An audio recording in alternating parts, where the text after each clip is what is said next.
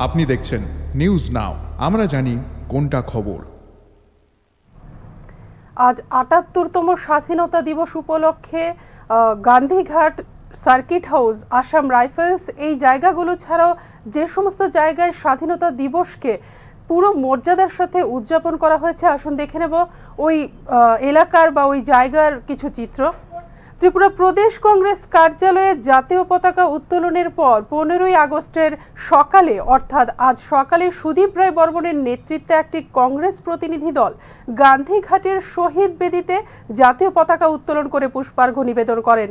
এদিন সুদীপ রায় বর্মন বলেন, স্বাধীনতার প্রকৃত অর্থে ভারতবর্ষ সেদিনকেই অনুভব করবে যেদিন ভারত থেকে দারিদ্রতা দূর হবে, থাকবে না কোনো বেকারত্ব, জাতি ধর্ম বর্ণ নির্বিশেষে দেশবাসী হবেন একে অপরের।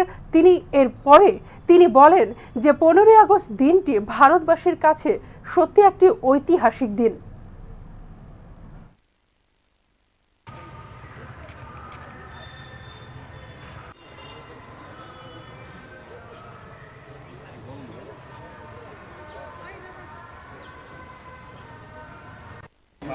Due to the Congress movement led by our father of the nation,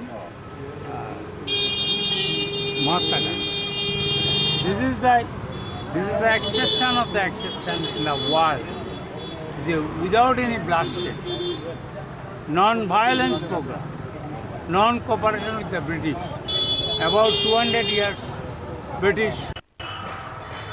ঐতিহাসিক দিন, দেশ স্বাধীন হয়েছিল।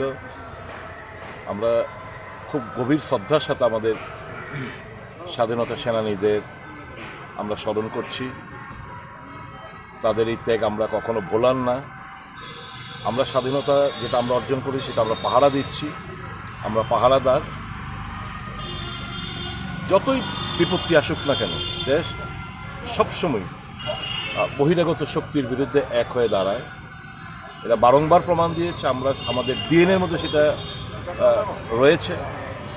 দেশের স্বার্থে যে কোনো স্যাক্রিফাইস করতে দেশের মানুষ একদম প্রস্তুত। আরও খুশি হয়েছি আমরা